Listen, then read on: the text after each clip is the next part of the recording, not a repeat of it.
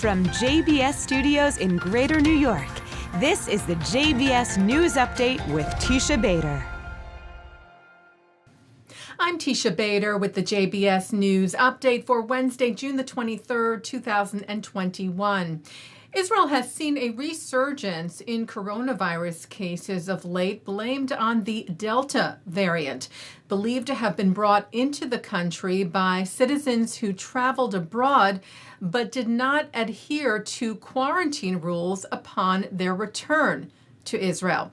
In response, Israeli officials said fines would be increased for those ignoring the guidelines, and regulations at the airport, for example, would be tightened.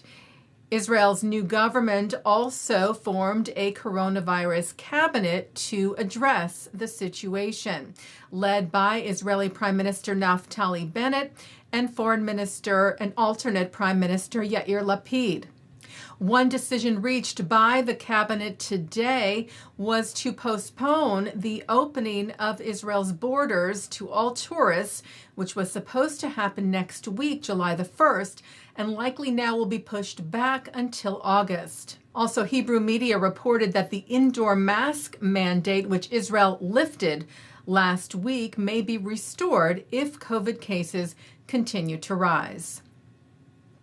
And Lapid spoke over the phone yesterday with U.S. Speaker of the House Nancy Pelosi, the first conversation between the two since the formation of the new government in Israel. The Times of Israel cites Israel's foreign ministry saying that Lapid and Pelosi had a warm and positive conversation and discussed the importance of bipartisan support for Israel in the United States.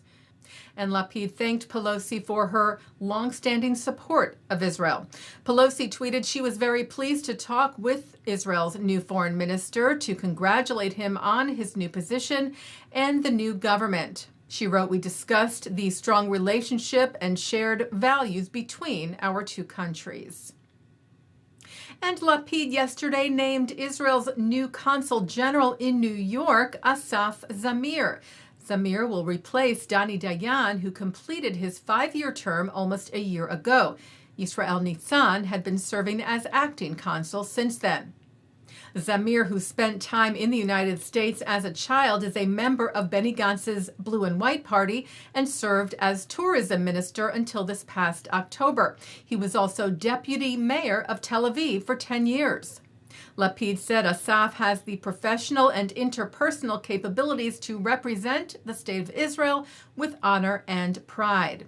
Zamir said upon his appointment that strengthening Israel's position, the bipartisan nature of relations and ties with the Jewish communities in the United States are important and complex challenges that have been brought to the forefront of the new government, and I am happy and motivated to try and contribute to addressing them.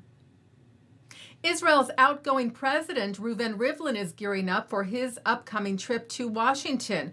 Today, Rivlin held what he called an update meeting with Prime Minister Bennett, reportedly to discuss the message the president will deliver on behalf of the State of Israel while in the U.S., including at his meeting with President Joe Biden at the White House. Rivlin met later today with Lapid also regarding the D.C. visit. Rivlin flies to New York on Sunday and to Washington on Monday. And Rivlin today also met with Israel's Olympic and Paralympic athletes ahead of their departure to Tokyo to compete in the Summer Olympic Games, which open in just a month on July the 23rd.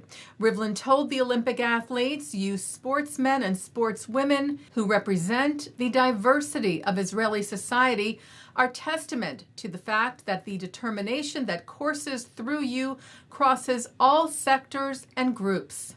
Your commitment, your energy, and your constant aspiration to excel proves that you are the best people to represent the State of Israel in international sport.